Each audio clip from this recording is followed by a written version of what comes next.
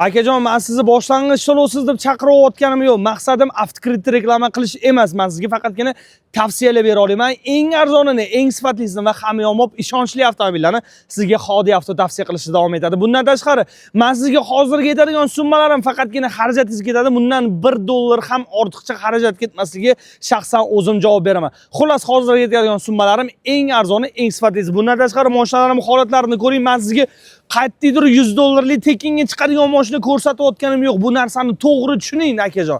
Men sizga eng sifatlisini va eng arzon tavsiya qilaman. Xodi Avto sizga eng zo'r yo'l.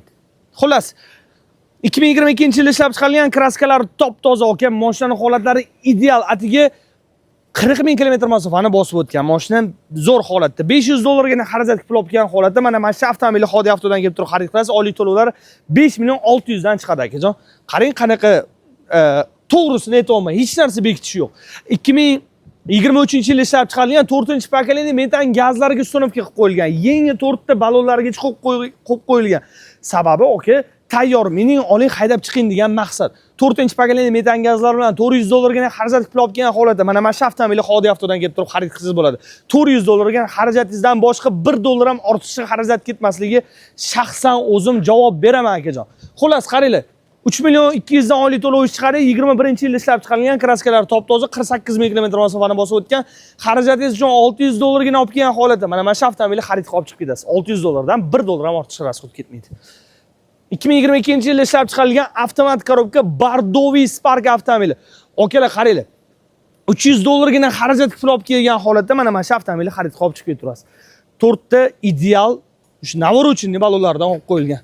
Xo'p, Cobalt 4-pokoleniya metan gazlarigacha ham ustunovka qilib qo'yilgan, LED faralariga qo'yib qo'yilgan, 4 ta yaxshi ballonlarda, salon holatlari ham ideal holatda. Okalar, atiga $600 ga xarajat qilib olib kelgan holatda mana shu avtomobillarni xarid qilasiz. Hammasi boshlang'ich to'lov. Telegram kanaliga o'tib olsanglar, hozir ketadigan summalarim o'sha xarajatlarni aytib ketaman. Bundan tashqari Besprovik Cobalt avtomobili 2025-yilda ishlab chiqarilgan, akajon. Midnight pozitsiyasini ko'rsatolman, style ko'rsatayotganim yo'q, akajon. Style Midnight qilib yasalganini ham ko'rsatmayapman. Midnight 2025-yilda ishlab chiqarilgan, atiga $1,200 ga pul olib kelgan holatda mana shu avtomobilni Xodi Avtodan xarid qilib chiqib ketsangiz bo'ladi. Besprovik Cobalt avtomobil.